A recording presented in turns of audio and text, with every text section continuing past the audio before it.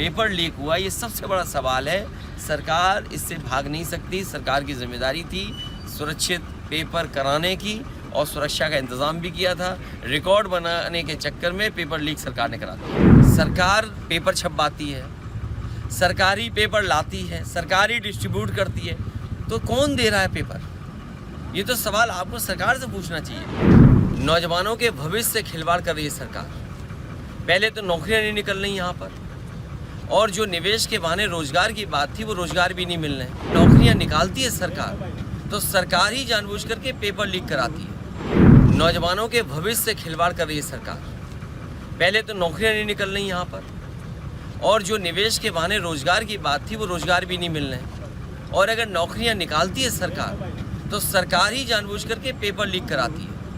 अगर पहली बार जब उत्तर प्रदेश में पेपर लीक हुए थे उसी समय कार्रवाई हो गई होती।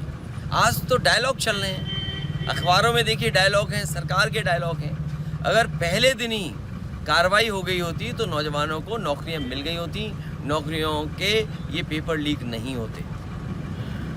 60 लाख के लगभग नौजवान इससे परेशान है।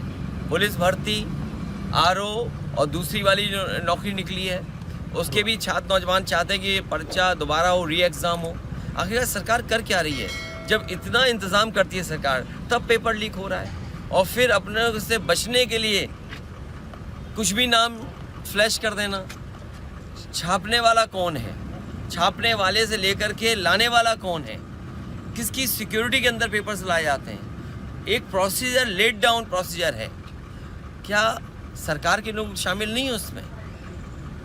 तो सीधा आरोप है कि सरकार के लोग ही शामिल हैं जिनकी वजह से पेपर लीक हुआ है। नहीं, सरकार पेपर छपवाती है, सरकारी पेपर लाती है, सरकारी डिस्ट्रीब्यूट करती है, तो कौन दे रहा है पेपर?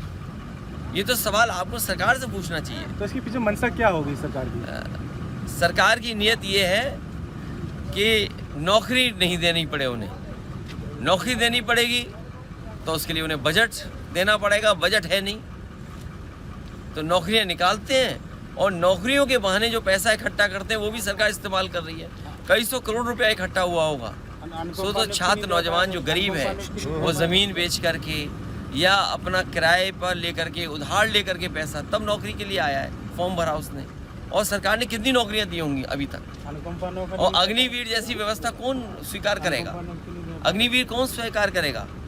जहाँ लाखों लाख नौजवानों को साल में नौकरी मिलती थी, उस नौकरी को क्यों रखा इन्होंने?